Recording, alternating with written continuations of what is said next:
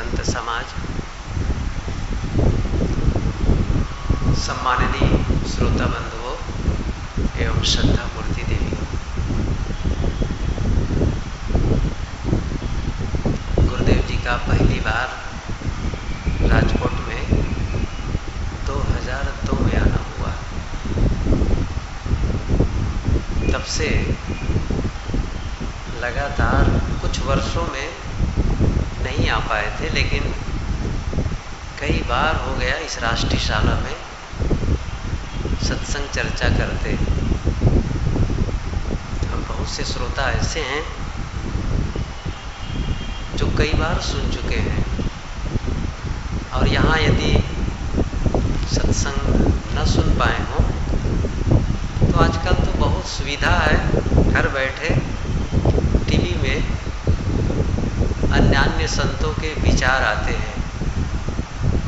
सुबह से ही उसमें सत्संग प्रवचन का कार्यक्रम चलता है, आप सब घर बैठे सत्संग भी सुनते रहते हैं।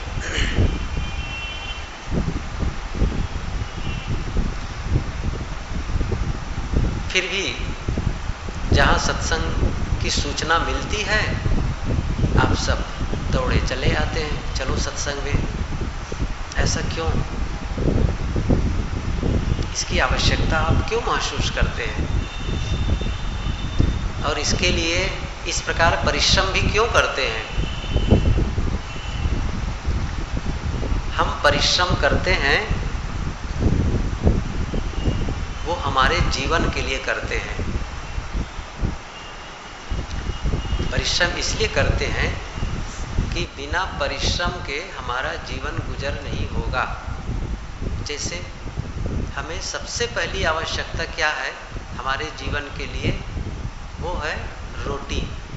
रोटी का मतलब है भोजन। सबसे पहली आवश्यकता वो चाहिए। तो सब आदमी क्या करते हैं? उसके लिए परिश्रम करते हैं कि हमको पेट भर भोजन मिल जाए। और दूसरी आवश्यकता हमारे लिए है कपड़े की। भोजन मिल जाए, फिर कपड़ा चाहिए। और कपड़े के बाद एक तीसरी आवश्यकता है, वह है घर, मकान, रहने की जगह। इन तीनों के लिए आदमी परिश्रम करता है, लेकिन सत्संग के लिए भी परिश्रम करता है। यहाँ जितने लोग बैठे हैं, ऐसा नहीं है कि आपके घर में कोई काम नहीं है, आप लोग घर में खाली थे इसलिए आ गए, ऐसा नहीं है। सबके घर में काम था, काम छोड़ कर आए हैं। और कुछ लोग ऐसे हैं जो दूसरे शहर से आए हैं, खर्च करके आए हैं, समय निकाल कर आए हैं, काम छोड़ कर आए हैं, घर की सुख सुविधा को छोड़ कर आए हैं। इसका मतलब यह है, इसको भी आप महत्व देते हैं। जितना महत्व आप रोटी, कपड़ा और मकान को देते हैं, उतना ही महत्व आप सत्संग को देते हैं। ऐसा नहीं है कि आप सत्संग के महत्व को नहीं समझते हैं। मैं इसी बात पर कहना चाहता हूँ, जो हम भौतिक रूप से परिश्रम करते हैं उससे हमारा जीवन गुजर होता है, लेकिन सत्संग के क्षेत्र में परिश्रम करते हैं तो हमारा जीवन सुधार होता है। एक होता है जीवन गुजर और एक होता है जीवन सुधार। जीवन गुजर के लिए बहुत लोग सब लोग करते हैं, मनुष्य ही नहीं। एक चींटी को देखो, कीड़ी होती है, वो सुबह से शाम तक ऐसा नहीं लगता कभी वो विश्राम भी करती है, हमेशा दौड़ती है। क्या चाहिए? छोटा सा टुकड़ा, इसी से उसका काम चल जाएगा। पक्षी को देखो, सुबह ही जैसे वो सुबह होती है, हम लोगों से पहले उड़ जाता है। आप लोग को पता होगा, पक्षी आप लोगों से पहले उड़ जाता है और बस बोलना शुरू और चुगना शुरू, खोजेंगे अपने लिए खाने पीने की व्यवस्था करेंगे। अब चूंकि उनको कपड़ा नहीं चाहिए, इसलिए कोई बात नहीं, रहने के लिए उनके लिए पेड़ पौधे बहुत हैं, लेकिन खाने के लिए परिश्रम करते हैं। कुत्ते को देखो, दौड़ते रहते हैं, कहीं मिल जाए बस खाना चाहिए। तो सभी प्राणी दौड़ते हैं, जंगल में रहने वाले पशु भी खाने पीने के लिए हमेशा दौड़ते रहते हैं, सब कीड़े मकोड़े सब। तो मनुष्य ही परिश्रम नहीं करता है, सभी प्राणी परिश्रम करते हैं कि हमें भोजन मिल जाए, हमारा जीवन चले। लेकिन मनुष्य में से कुछ लोग ऐसे होते हैं जो इसके ऊपर सोचते हैं, जीवन तो चले लेकिन केवल जीवन चलना ही पर्याप्त नहीं है। जीवन कैसा चले? अच्छा जीवन चले, सुखमय जीवन हो। जीवन की सार्थकता क्या है? जीवन में केवल जिए और हमारा जीवन विकसित ना हो, समृद्ध ना हो, सुख और संतुष्टि की ओर आगे न बढ़े, तो फिर वो जीवन कैसा? जैसे एक पौधा हो, वो पौधा जिंदा रहे लेकिन ना वो बड़ा हो और न ही उसमें फूल आए और न ही फल आए, तो हम क्या कहते हैं उसको? जिंदा तो है लेकिन फूल फल नहीं आता है। मतलब केवल जिंदा है, उससे कोई लाभ नहीं होता है। घर में आप गाय रखे हो, गाय खाती है, पीती है, साफ करती है, लेकिन न वो बछड़ा देती है और न दूध देती है। कहेंगे भाई गाय तो है लेकिन दूध आज तक हमको एक पाव नहीं मिला है। तो जीवन हो, केवल जिंदा हो हम, और जीवन में हमें सुख और शांति की अनुभूति ना हो, हमारा जीवन समृद्ध ना हो, विकास न कर सके, तो फिर वह जीवन कैसा है? सत्संग इसी की पूर्ति करता है। सत्संग में आकर हम उसी क्षेत्र में काम करते हैं। यहाँ कोई आए हैं, ऐसा नहीं है कि धन कमाने की सीख लेने आए हैं, नहीं, ऐसा भी नहीं है कि किसी का कोई मुकदमा चलता हो तो फिर हम कैसे मुकदमा में जीते, यह भी सीखने कोई नहीं आया है। किसी के शरीर में कोई रोग हो तो हमारा रोग कैसे ठीक होगा, यह भी सीखने नहीं आए हैं। बस एक ही बात सीखने आए हैं कि हमारा जीवन सुखमय कैसे हो, हमारा मन शांत कैसे हो, इसी के लिए अध्यात्म है। और इसे हम बार बार सुनते हैं। जैसे मैंने कहा कि बहुत साल से सुनते आ रहे हैं, घर में भी सुनते हैं, अच्छी पुस्तकें पढ़ के भी हम जानते हैं, लेकिन फिर उन्हीं बातों को सुनते हैं। ऐसा क्यों? इसलिए कि इसकी आवश्यकता है, और जिस चीज की आवश्यकता होती है उसको हम दोहराते हैं, उसको हम रिपीट करते हैं, और हमको अच्छा लगता है, वो खराब नहीं लगता है, उबते नहीं है उससे कि वही बात है, ऐसा नहीं है। जैसे सुबह उठते हैं तो फिर सूर्य को हम देखते हैं, तो जो सूर्य कौन सा है? जो हम कल देखे थे। ऐसा नहीं है इसको तो हम बहुत दिनों से देख रहे हैं, इस सूर्य की क्या आवश्यकता है?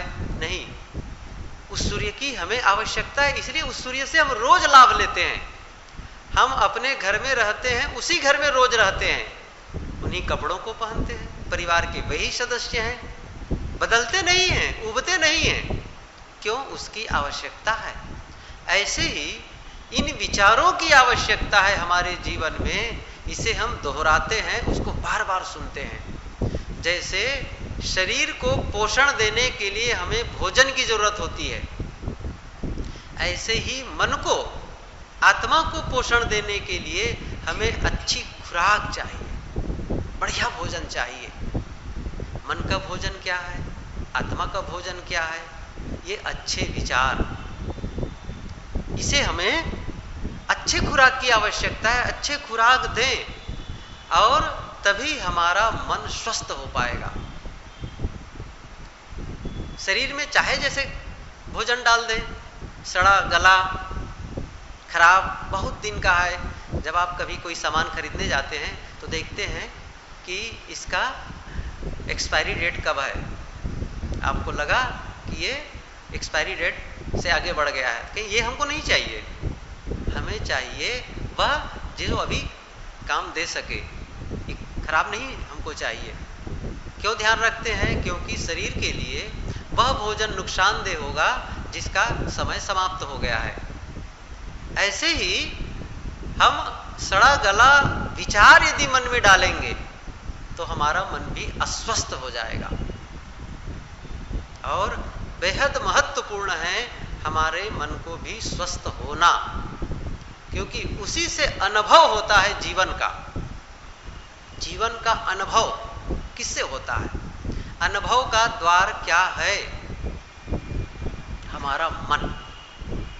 मन में ही हम अनुभव करते हैं। सुख का अनुभव करते हैं, दुख का अनुभव करते हैं, अच्छे का अनुभव करते हैं, खराब का अनुभव करते हैं। अच्छे बुरे का अनुभव आप कहाँ करते हैं? अपने भीतर तो करते हैं, बाहर तो नहीं करते हैं। हमें सुख दुख का जो अनुभव होता है हमारे भीतर होता है। वो किसके द्वारा करते हैं? मन के द्वारा करते हैं। इसलिए उसके लिए हमको अच्छी खुराक की जरूरत है, बहुत जरूरी है। ये ध्यान रखना है कि हम कौन से विचार सुन रहे हैं, ये बहुत जरूरी है। वे ही विचार हमारे लिए लाभप्रद हो सकते हैं जिससे हमारा जीवन सुखमय हो, दुख की ओर न बढ़े, शांति की ओर बढ़े। हमारा जीवन शांति की ओर बढ़े तो लाभप्रद है, और प्रतिदिन बढ़े, रुके ना, रोज। ये कैसे अनुभव होगा कि कैसे हम सही खुराक ले रहे हैं? अपना अनुभव बताएगा। जैसे आज से मैं 5 साल पहले मेरी अवस्था कैसी थी, मन की दशा कैसी थी, आज कैसा है उसको देखें। 5 साल पहले जैसे मैं सुख दुख का अनुभव करता था, आज भी वही कर रहा हूं। आज क्या कर रहा हूं? आज जिन बातों को लेकर के मैं 5 साल पहले दुखी होता था, आज उतना ही दुख होता है कि मैं अब अपने आप को बचा लिया है, उससे अपने आप को अलग कर लिया है, अपने आप को ठीक कर लिया है। उन्हीं घटनाओं से मैं अब उतना दुखी नहीं होता हूं जितना पहले होता था। ये क्या है? प्रगति है। आप वही हो रहे हैं या उससे ज्यादा दुखी हो रहे हैं, तो फिर ये क्या है? अवगति है। कोई व्यापार करता है तो व्यापार, सफल व्यापार की क्या पहचान है? उसका मूलधन बना रहे और उसमें निरंतर वृद्धि हो। कोई 5 लाख रुपए लेकर व्यापार शुरू करता है तो 5 लाख तो जमा पूंजी हो, लेकिन 1 साल में 6 लाख हो जाए, फिर आगे बढ़ जाए, फिर आगे बढ़ जाए, तो हम कहेंगे इनका व्यापार धीरे धीरे आगे बढ़ रहा है। लेकिन कोई 5 लाख लेकर व्यापार शुरू करे, फिर 1 साल बाद वो 4 लाख हो जाए, 2 साल बाद 3 लाख हो जाए और थोड़े दिन में 0 हो जाए, तब क्या कहेंगे? घाटे का व्यापार है, वो ठीक नहीं है। ऐसे ही हमारे सुख और शांति जीवन में निरंतर बढ़ती जाए तो क्या अनुभव कहता है? यदि ये अनुभव होता है कि हम निरंतर प्रसन्नता की ओर बढ़ रहे हैं, आनंद की ओर बढ़ रहे हैं, अच्छा अनुभव हो रहा है हमारे जीवन में, इसका मतलब है जीवन अच्छा जी रहे हैं। जीवन को हमें दूसरे के भरोसे नहीं छोड़ना है। क्यों? मैं एक प्रश्न पूछूं आप लोगों से कि इस पूरी दुनिया में सबसे ज्यादा मूल्यवान हमारे लिए क्या है? इस पूरी दुनिया में सबसे ज्यादा मूल्यवान हमारे लिए क्या है? सब लोग सोच रहे होंगे उत्तर क्या है। अब मैं अपने ढंग से बताता हूं, वो है हमारा जीवन। हमारे जीवन से बढ़कर हमारे लिए कुछ भी मूल्यवान नहीं है। आप कहेंगे रुपया मूल्यवान है, सोना चांदी मूल्यवान है, लेकिन कल्पना करिए आप एक अटैची लेकर के जिसमें 1 करोड़ रुपये लेकर चल रहे हो, रात का समय है, अंधेरा हो गया है, और कोई बदमाश मिले बंदूक लेकर और कहे कि अटैची मुझे दे दो, नहीं तभी तुमको मैं गोली से उड़ा दूंगा। तो आप यदि समझदार हम लोग हैं तो क्या करेंगे? ये तुम ले लो और मुझे छोड़ दो, यदि मेरा जीवन रहेगा तो मैं फिर से पैसा कमा लूंगा। पैसा मूल्यवान नहीं हुआ, मूल्यवान क्या हुआ? हमारा जीवन। और इस जीवन को अच्छा बनाने की जिम्मेदारी किसकी है? हमारी है। इसे हम भगवान के भरोसे छोड़ दें, इसे हम भाग्य के भरोसे छोड़ दें, संयोग के भरोसे छोड़ दें, जैसा होगा होगा, ऐसा नहीं चलने वाला है। आपका जीवन है, आपको जीना है, और आप इसे दूसरे के भरोसे छोड़ दें। आप ख्याल करें, आप दुकान, एक बढ़िया सा दुकान खरीद लें, सारा सामान सेट कर दें, बिल्कुल कीमती सामान रख दें। अब आप कहें भगवान चाहेंगे तो दुकान अच्छी चलेगी, ऐसा कोई कहता है? भगवान चाहे, भाग्य में होगा तो दुकान अच्छी चलेगी, ऐसा नहीं होगा। बढ़िया खेत ले लिए, 10 एकड़ की जमीन है, पानी की पूरी व्यवस्था है, भगवान चाहेंगे तो फसल अच्छी हो जाएगी, ऐसा नहीं करते हैं आप। स्वयं परिश्रम करते हैं, कठोर परिश्रम करते हैं, सर्विस भी करते हैं तो कठोर परिश्रम करते हैं। उसे आप भगवान के भरोसे, भाग्य के भरोसे नहीं छोड़ते हैं। किसे छोड़ते हैं? भगवान और भाग्य के भरोसे अपने जीवन निर्माण को। जैसे आप उसे नहीं छोड़ते हैं, इसे भी नहीं। ये तो और बहुत वेरी सेंसिटिव, बेहद संवेदनशील है। आपका दुकान यदि न भी चले, आप दूसरा व्यवसाय करके अपना जीवन गुजर कर सकते हैं।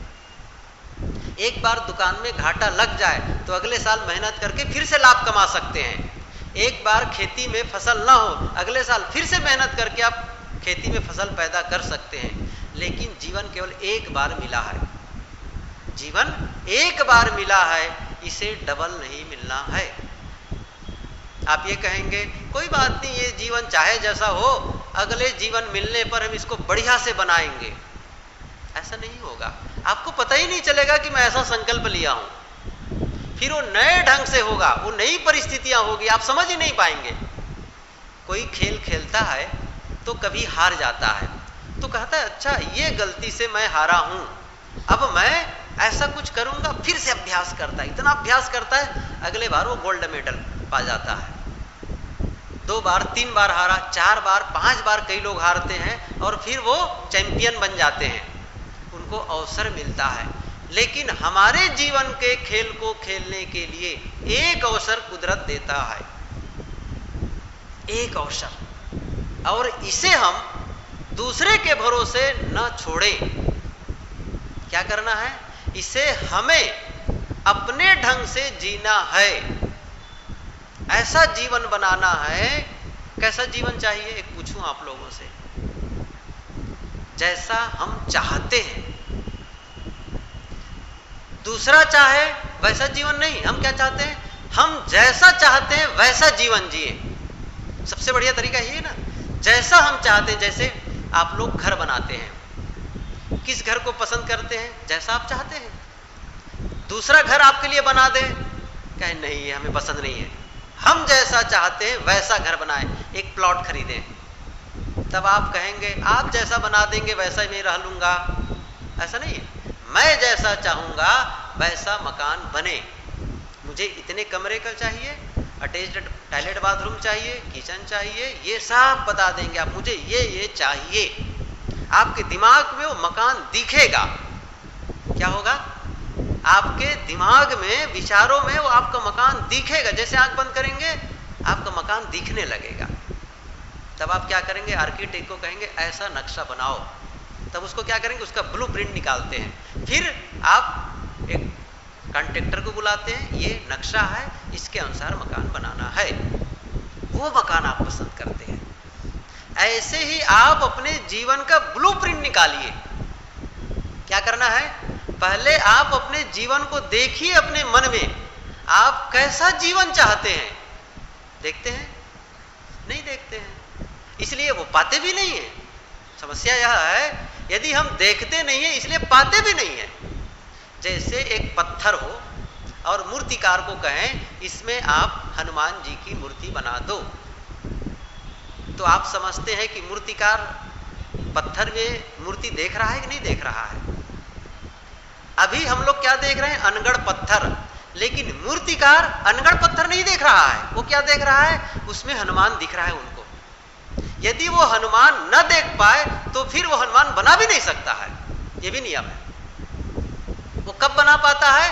जब वो हनुमान को देखता है उस पत्थर में, या कृष्ण को देखे, कबीर को देखे, जो वो चाहेंगे वो बना सकता है। वो देख रहा है कि ऐसा होगा ये बनने के बाद, बिल्कुल ऐसा ही दिखेगा। आजकल तो बड़ा एडवांस टेक्नोलॉजी आ चुका है। यदि आप किसी आर्किटेक्ट के पास जाएं तो कहे मेरा घर दिखाओ जो बना नहीं है। पहले ऐसा नहीं होता, पहले बनने के बाद दिखाया जाता, लेकिन अब क्या होगा? मेरा घर दिखाओ जो बनने वाला है, तो आपको सब दिखा देगा कंप्यूटर में। या इसका फ्रंट होगा, या इसका बैक साइड होगा, इस साइड से देखेंगे, ये कलर होगा, सब दिखा देंगे आपको। ऐसे ही है, ऐसे ही आपको अपने जीवन को देखना है कि ऐसा मुझे जीवन चाहिए, फिर उसके लिए काम शुरू करना है। अब आप कहेंगे मैं तो बढ़िया घर देखा हूं, बस ऐसा नहीं होगा। अब क्या करना पड़ेगा? उसके लिए आपको पैसा इकट्ठा करके उसके सारे मटेरियल को गिरवाना पड़ेगा और काम लगाना पड़ेगा, तभी तो आएगा। दो बार निर्माण होता है, एक मानसिक, दूसरा है भौतिक। तो मानसिक में वो दिखाई नहीं देता है और उसी मानसिक को हम भौतिक में बदलते हैं, तो हमारा विचार क्या हो गया? वस्तु के रूप में बदल गया। विचार क्या हो गया? वस्तु के रूप में बदल गया। ऐसे ही हम विचारों से अपने जीवन को देखें और उसे परिणित करें, उसी रूप में बदलें। ये जिम्मेदारी किसकी है? हमारी है। अब ये कहो कि वो जो भी होगा हम देख लेंगे आगे, इसका मतलब आप अपने जीवन की जिम्मेदारी नहीं स्वीकार रहे हैं।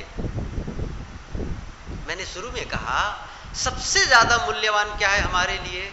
हमारा जीवन सबसे ज्यादा मूल्यवान। और इस जीवन को हम संयोग के भरोसे छोड़ दें, भाग्य के भरोसे छोड़ दें, ऐसा नहीं है। शत्रु कबीर की एक पंक्ति है, करु बहिया बल आपनी छाड़ बिरानी आस। करु बहिया बल आपनी, अपने बाहुबल का भरोसा करो, किसी की आशा मत करो, दूसरी की आशा मत करो। कोई कह सकता है कि भगवान के भरोसे तो करना ही पड़ेगा। आप भगवान के भरोसे क्यों करते हैं? क्या आप चाहते हैं कि वो कृपा करेंगे? और क्या उनकी कृपा आपका अनुभव नहीं हो रहा है?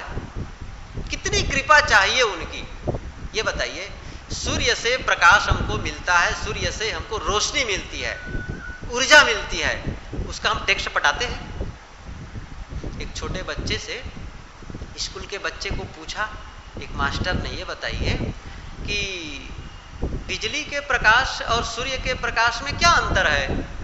तो बच्चा बड़ा नटखट था, उन्होंने कहा बस इतना ही अंतर है, बिजली के प्रकाश के लिए हम बिल पटाते हैं और सूर्य के प्रकाश के लिए बिल नहीं पटाते हैं, और जिसकी कीमत नहीं चुकाते हैं उसके ज्यादा हम दुरुपयोग करते हैं, उसका हम कोई कृतज्ञता नहीं है, कोई आभार नहीं प्रकट करते हैं। बेहद मूल्यवान है। आप ही ख्याल करिए, सूर्य सदा के लिए ठंडा हो जाए, हम लोग यहां बैठेंगे? कोई नहीं बैठा रह सकता है। इतना बड़ा समुद्र मिला है, पानी है, पूरा वायुमंडल है, हवा, ऑक्सीजन, ऑक्सीजन का टैक्स पटाते हैं। पूरी पृथ्वी सड़कों पर चलते हैं, तमाम पेड़ पौधे, हम लोग कार्बन डाइऑक्साइड छोड़ते हैं और पेड़ पौधे हमको ऑक्सीजन देते हैं, कोई टैक्स नहीं है। कौन सी कृपा चाहते हैं आप? उनसे और कितनी कृपा चाहते हैं? इतनी कृपा, इतनी व्यवस्था हमारे लिए है, पूरी व्यवस्था हमारे लिए। और दूसरी बात और बता दूं मैं, हमारे में पूरी संभावना है कि हम अपने जीवन को वह बना सकते हैं जैसा हम चाहते हैं, पूरी संभावना हमारे पास, वो बल है। एक पशु को कहें, एक बैल खड़ा हो, उनसे कहो देखो भाई तुम चोरी मत करो, तुम किसी को मारो मत, तुम संयम से काम लो, उनके समझ में नहीं आएगा, ये कोई बदलाव नहीं आएगा। एक कुत्ते को कहो, कोई बदलाव नहीं आएगा। एक सिंह के पास जाकर खड़े हो, देखो भाई मांसाहारी ठीक नहीं है, तुमको मांस नहीं खाना चाहिए, अहिंसा का पालन करो, उनको कोई समझ नहीं आएगा। वो गाय के सामने खड़े होकर कहने लगे ये अंडा रोज खाओ, बढ़िया दूध दोगी, उनको समझ नहीं आएगा। वो वो क्या करेगा, उनके कुदरत की ओर से उसके लिए नियम है, जो कानून उनके लिए है वही का पालन करना है उसको, उसमें वो बदलाव नहीं है, उसमें पास ऑप्शनल नहीं है, वो ऑप्शन नहीं उनके पास में, चुनाव के लिए कोई संभावना नहीं है। लेकिन मनुष्य में सबसे बड़ी एक शक्ति जो मिली है वो है चुनाव करने की। हम चुनाव कर सकते हैं, यह करें कि यह न करें। जीवन को अच्छा भी बना सकते हैं और जीवन को खराब भी कर सकते हैं। खराब करने वाले हैं, आप आसपास देख सकते हैं। और जैसे ही आप चुनाव करते हैं उसी के साथ क्या होता है, एक दूसरा चुनाव क्या करते हैं, इसके परिणाम का भी चुनाव करते हैं। आप जो भी चुनाव करते हैं तो चुनाव के साथ में उसके परिणाम का भी चुनाव आप करते हैं। जैसे कोई शराब पीने का चुनाव करता है, इसका मतलब शराब के बाद, पीने के बाद जो रोग आएगा उसका भी वो चुनाव करता है। आप कहेंगे नहीं मैं तो केवल शराब का चुनाव किया हूं, रोग का चुनाव नहीं किया हूं, ये नहीं होगा। आपके चुनाव में ही निर्धारित है। जैसे हम एक छड़ी उठाते हैं, लकड़ी छोटी सी डंडा जिसे कहते हैं, एक सिरे को उठाते हैं तो दूसरा सिरा अपने आप उठ जाता है। ऐसे ही हमारा जीवन है, अच्छा करने का चुनाव करते हैं तो अच्छे परिणाम का भी चुनाव करते हैं, और गलत करने का चुनाव करते हैं तो गलत परिणाम का भी चुनाव हम ही करते हैं। सत्संग में आने का चुनाव हमने किया है और सत्संग में ना आने का चुनाव भी हमारा ही होगा, लेकिन उसका परिणाम भी हमें ही भोगना पड़ेगा। इसलिए मैं कहा हमारे भीतर बहुत ज्यादा संभावना है। क्या संभावना है, अपने जीवन को एकदम ऊंचाई में उठा सकते हैं, पूरी ऊंचाई में उठा सकते हैं। जहां बुद्ध पहुंचे थे, जहां कबीर पहुंचे थे, जहां महावीर पहुंचे थे, जहां ईसा और मोहम्मद पहुंचे थे, उस ऊंचाई तक उठा सकते हैं। आप कहेंगे हम तो साधारण मनुष्य हैं, नहीं, यही मान लिए हम लोग, हम वह बन सकते हैं। हम अपनी शक्ति का उद्घाटन करें, पूरी शक्ति है, अब उसका उपयोग ही नहीं करते। सबसे बड़ी बात हमारे लिए क्या है, हम उसका उपयोग ही नहीं करते हैं। जैसे एक छोटा सा बीज, बट का बीज, जो कबीर बड़ देखे होंगे, भरूच जिला में नर्मदा तट के पास है। कबीर बट बहुत प्रसिद्ध है, 500 साल से पुराना हो गया है, बहुत बड़ा हो गया है। जितना बड़ा ये राष्ट्रीय शाला का परिसर है शायद उतने में फैला होगा, वो उससे ज्यादा भी हो सकता है। लेकिन वो उसकी शुरुआत कहां से हुई है, एक छोटा सा दाना, ख्याल करिए। और फिर उसमें कितने फल लगते हैं और उसमें कितने बीज होते हैं हर साल, बहुत ज्यादा।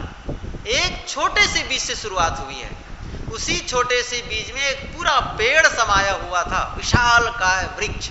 वैसे ही हमारे भीतर एक बीज है, वो शक्ति है, लेकिन उसका उपयोग जब नहीं करेंगे, जैसे एक छोटे से बीज है, उसका उपयोग कब होगा सही उपयोग, जब उसे आप मिट्टी में रोप दें और उसको सींच दें, तब वो अंकुर आएगा। लेकिन उसको निकाल करके फेंक दें आप तो सड़ जाएगा।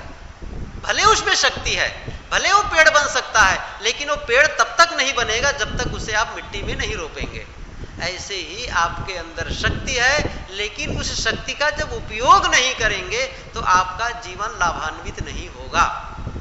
वो जीवन वैसे ही रह जाएगा जैसे बीज सड़ गया। इसलिए हमारी जिम्मेदारी है, हम भीतर जो अच्छाई के बीज हैं उसका उद्घाटन करें। ये कोई दूसरा नहीं करेगा। हमारे अंदर जितनी भी योग्यता है, उस योग्यता का उपयोग हमारे अलावा कोई नहीं कर सकता है। आप ही ख्याल करिए, आपके अंदर जो भी योग्यता है उसका उपयोग कोई दूसरा करेगा, आप करेंगे, आप ही जिम्मेदार हैं। इसलिए हम अपने जीवन के जिम्मेदार हैं, यह स्वीकारना पड़ेगा। दूसरे को जिम्मेदारी दे करके हम कभी भी जीवन का विकास नहीं कर सकते हैं। इसलिए हम अपने जीवन की जिम्मेदारी स्वीकारें। जो भी अच्छे बुरे इसमें हो रहे हैं, जो भी आप फीलिंग से कर रहे हैं, जो भी अनुभव कर रहे हैं, आप जिम्मेदार हैं। इस समय आपका जो स्वास्थ्य है, जो आर्थिक स्थिति है, जो पारिवारिक स्थिति है, जो सामाजिक स्थिति है, आप ही जिम्मेदार हैं। आप कहेंगे मैं कैसे जिम्मेदार हो सकता हूं? नहीं, आप ही हैं, हम जिम्मेदार हैं। कोई दूसरा जिम्मेदार नहीं हो सकता है। हम चाहें तो बदल सकते हैं, बहुत से मामले में आप जिम्मेदार नहीं हो सकते हैं, ये भी ठीक है, लेकिन आपको अपने जीवन की जिम्मेदारी स्वीकारनी ही पड़ेगी, आपके स्वास्थ्य की जिम्मेदारी स्वीकारनी ही पड़ेगी, आप जो निरंतर अनुभव कर रहे हैं उसकी जिम्मेदारी स्वीकारनी ही पड़ेगी। आपका अनुभव क्या हो रहा है? आप कभी यहां से जाएं तो अकेले में बैठ जाएं, चुपचाप एक प्रयोग करें और मन में सोचें, इस समय मैं दुख का अनुभव कर रहा हूं कि सुख का अनुभव कर रहा हूं। बस इतना ही प्रश्न करिए अपने से। आप क्या प्रश्न करना है? पूरे दिन का अवलोकन करिए, आज पूरा दिन मैं सुखपूर्वक बिताया है कि क्लेश पूर्वक, या सुख और दुख दोनों मिला हुआ हो सकता है, कभी अच्छा लगा कभी खराब लगा, ऐसा भी हो सकता है। तो आप उसके साक्षी बने, कैसा जीवन बीता। आप अपने जीवन को झांक करके, यदि नहीं, आपको मुझे पता नहीं चलता है जीवन कैसा बीतता है, तो हमारी दशा कैसे होगी बताऊं? जैसे किसान अपने खेतों के बीच खड़ा होकर कहे मुझे पता नहीं चलता फसल कैसी है, हम कहेंगे वो किसान नहीं है। किसान फसल को देखकर जान जाता है कि फसल कैसी है, इसमें पानी की जरूरत है, खाद की जरूरत है, दवाई की जरूरत है, वो तुरंत जान जाएगा। सही किसान की यही पहचान है, नहीं तो फिर वो किसान नहीं है। इसी प्रकार से हमारा जीवन हम नहीं जान पाएंगे तो कौन जानेगा? अनुभव हम ही करेंगे, दुख सुख का अनुभव हम कर रहे हैं, इसको हम नहीं जानेंगे दूसरा कैसे जान पाएगा? तो अपने आप से पूछना है, मैं अच्छा अनुभव करता हूं कि खराब अनुभव करता हूं? यदि आप खराब अनुभव करते हैं तो फिर उस खराब अनुभव को अच्छे में बदलने की जिम्मेदारी किसकी है? मेरी ही तो है। अब वो सिस्टम खोजना चाहिए कि कैसे मैं इसको अच्छे में बदलूं। वो कौन सा कारण है, मैंने कौन सी ऐसी गलती की है जिसके नाते मैं खराब अनुभव कर रहा हूं? कोई गलती होगी जरूर।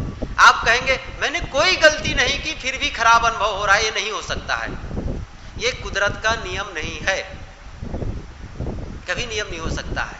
आप से कोई ना कोई ऐसी गलती हुई है, आप भले ना जान पाते हो, लेकिन है, वही अनुभव करते हैं जो आप करते हैं। जैसे आप पेट में कोई ऐसा लग रहा है, खाए हैं तो और उसके नाते आपको तकलीफ हो रही है, तो डॉक्टर आकर के पूछते हैं क्या खाए हैं?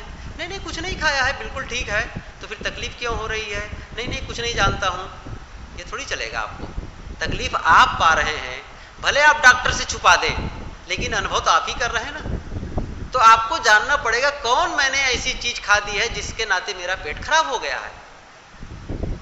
कौन बताएगा? आप ही बताएंगे, आपको अनुभव है ये चीज खाने से मेरा पेट खराब होता है। अब अगली बार आप सावधान हो जाएंगे कि यह मैं नहीं खाऊंगा, या खाऊंगा तो इतनी मात्रा में खाऊंगा, इससे ज्यादा नहीं खाऊंगा। इसी प्रकार कर्म, हमें यही करना है।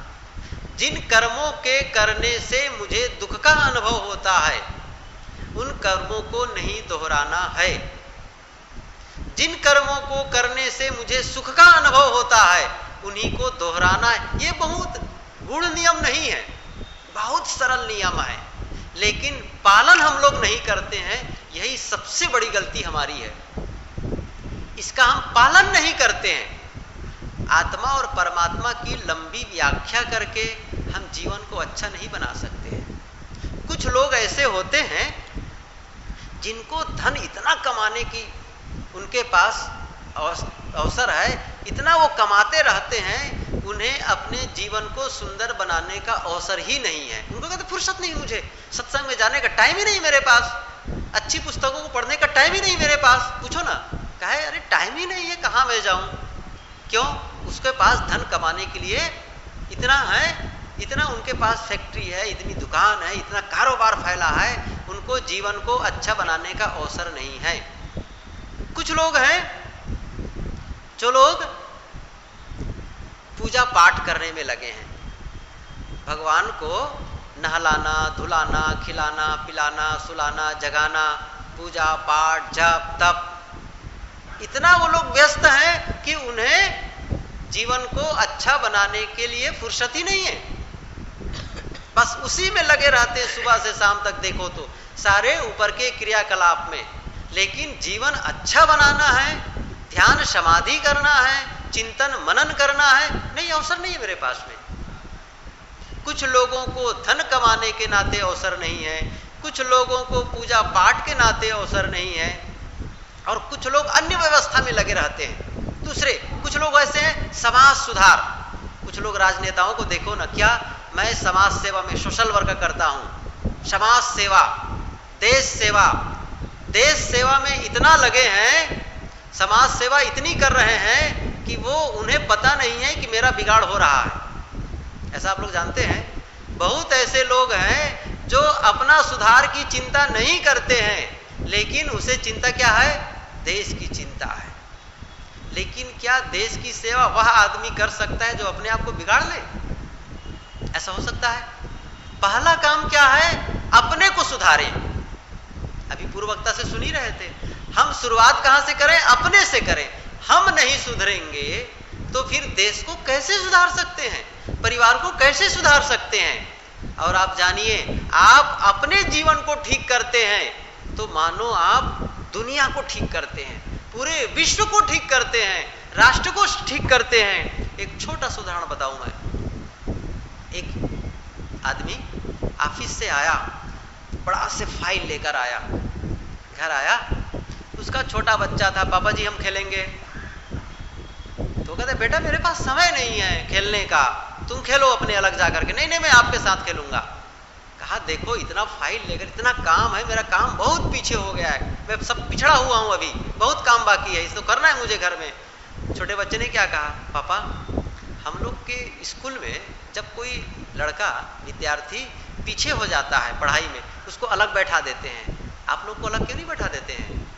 उन्होंने कहा ऐसा नहीं होता है व्यापार के मामले में, पढ़ाई का मामला अलग है। तो उन्होंने कहा, उनको बच्चे की समझ में नहीं आई, कह नहीं मुझे खेलना है। तो उसने सोचा कि इसको किसी भांति हटाऊं। एक मैगजीन था, उसमें एक विश्व का नक्शा था, उस नक्शा को निकाला और कई टुकड़े में फाड़ दिया। फाड़ कर कहता है कि ऐसा करो तुम इसे जोड़कर लाओ। वो क्यों हटा रहा है, किसी भांति से पिंड छूटे। ये विश्व का नक्शा कैसे जोड़ पाएगा छोटा बच्चा, और तुम जोड़ करके आओ, विश्व के नक्शे को ठीक करके आओ, तब मैं तुम्हारे साथ खेलूंगा। कुल मिलाकर के बला टालना था। लड़का ले गया, विश्व को नक्शा को फैलाया, उस फटे हुए कागज को अलग अलग किया, और क्या हुआ, बड़ा चमत्कार हुआ। वो 5 से 7 मिनट के बीच फिर आ गया, कहे पापा मैं विश्व के नक्शे को ठीक कर लिया। आश्चर्य हो गया, अरे तुम इतना जल्दी कैसे कर लिए, मैं नहीं कर सकता हूं, लगता है तुमसे मुझे कुछ सीखना पड़ेगा, तुम इतना जल्दी कैसे ठीक किए इसको? तो उन्होंने कहा बहुत सरल है ये तो। कैसे सरल है? उन्होंने कहा देखो पापा, जहां विश्व का नक्शा छपा था उसके उल्टे साइड में, बैक साइड में क्या हुआ था, एक आदमी का चित्र था। क्या था? एक आदमी का बड़ा सा चित्र था, और मैं केवल आदमी के चित्र को ठीक किया, अर्थात आदमी के नक्शे को ठीक किया, और पलट कर देखा तो क्या हो गया, विश्व का नक्शा अपने आप ठीक हो गया। इस कहानी से हम क्या लेते हैं उदाहरण, ये सीख यह लेना है, एक आदमी के नक्शा को ठीक करते हुए विश्व का नक्शा ठीक हो जाता है। इसी प्रकार जब हम अपने को ठीक करते हैं, अपने को अच्छा बनाते हैं, तो हमारे लिए यह दुनिया अच्छी हो जाती है, और जब हम अपने को खराब करते हैं तो हमारे लिए दुनिया बहुत खराब हो जाती है। इसलिए करना क्या है, अपने को, मैंने शुरू में कहा, हमें अपने जीवन की जिम्मेदारी स्वीकारनी है। यह जीवन हमारे लिए कुछ दिनों के लिए मिला है, कुछ समय के लिए मिला है। कुछ लोग कहा क्या करते हैं, जिंदगी बहुत छोटी है। एक विचारक ने लिखा है, बंधुओं, जिंदगी छोटी नहीं है, जिंदगी की शुरुआत ही हम देर से करते हैं, काफी समय बिता देते हैं यूं ही, जिंदगी की शुरुआत ही नहीं करते हैं। असली जीवन जीने का ढंग ऐसा लगे, आपका जीवन आहा जिंदगी, आपको लगे बहुत अच्छा जीवन है, वो कब लगेगा, जब आप अच्छा अनुभव करेंगे। खराब काम करके कभी भी अच्छा अनुभव नहीं कर सकते, कभी नहीं कर सकते हैं। गलत चीज खा करके हम कभी भी स्वास्थ्य अनुभव नहीं कर सकते हैं। इस स्वास्थ्य को बनाए रखने के लिए हमें लंबे समय तक अच्छा पोषण चाहिए, सही भोजन चाहिए, लेकिन इस स्वास्थ्य को खराब करने के लिए एक बूंद जहर ही पर्याप्त है। एक बूंद जहर से ही आप 50 साल से बढ़िया स्वास्थ्य को खराब कर सकते हैं, केवल एक बूंद जहर से। इसी प्रकार जीवन को अच्छा बनाने के लिए लंबे समय तक अच्छा काम करना पड़ेगा। जीवन को खराब करने के लिए थोड़ा, एक बार आप किसी को गाली दे दीजिए, आप खराब। एक बार आप चोरी कर लीजिए, आपका सब धरा धुराया नुकसान खराब हुआ ना। उसी प्रकार खराब हो जाएगा जैसे आपके पास में 100 लीटर दूध हो और एक नींबू लेकर के उसमें से आप रस निकाल दें, पका हुआ दूध और एक नींबू डाल दें, पूरे दूध को खराब कर सकता है। इसलिए इस जीवन को हमें बहुत संभालना है, बहुत संभालना है इसको। ऐसा नहीं है चाहे जैसे हम इसको जिए, इसलिए हर काम तौल करके करना है, बढ़िया बोलना है, बढ़िया सोचना है। मैं कल सोचने के विषय में बताऊंगा, हम अच्छे विचार सोच करके कैसे अपने जीवन को बदल सकते हैं। हमारा विचार बेहद महत्वपूर्ण है, जो हमारे जीवन को संचालित करते हैं। इन विचारों को बदलकर हम कैसे अपने जीवन को बदल सकते हैं। ये विचार ही ऐसे हैं जो हमारे पूरे जीवन को संचालित करते हैं। कबीर की ये पंक्ति आप लोग आज याद कर लें, कल इस पर चर्चा करेंगे। एक साधे सब साधिया, सब साधे एक जाए, जैसे सींचे मूल को फूले फले अघाए। एक मन, जैसे एक बहुत बड़ा घर हो कई मंजिल का, तो पूरा फाटक बंद करते करते आते हैं और एक मेन गेट को एक ताला से बंद करते हैं, तो पूरा मकान किससे बंद हुआ? उसी चाबी से। वो मकान खुलेगा किससे? उसी चाबी से। वो मकान एक चाबी से बंद होता है और एक चाबी से वो मकान खुल जाता है। ऐसे ही हमारा ये पूरा जीवन की चाबी क्या है? मन। इसी मन से जीवन खुलता है और इसी मन से जीवन बंधता है। इसलिए इसी मन को ठीक करना है यदि हम अपने को संवारना चाहते हैं तो। इसलिए आवश्यक है हम अपने विचारों को हमें संवारना है। तो मैं कह रहा था कि हमारा जीवन हमारे लिए बेहद महत्वपूर्ण है, हम इसे अच्छा जिए, हम जिम्मेदारी स्वीकारें और इसे अच्छा बनाने के लिए निरंतर प्रयत्न करें। प्रयास करके हम इसको अच्छा बना सकते हैं। इसे भाग्य के भरोसे नहीं छोड़ना है, भगवान के भरोसे नहीं छोड़ना है, इसके लिए स्वयं मेहनत करके इसे अच्छा बनाना है।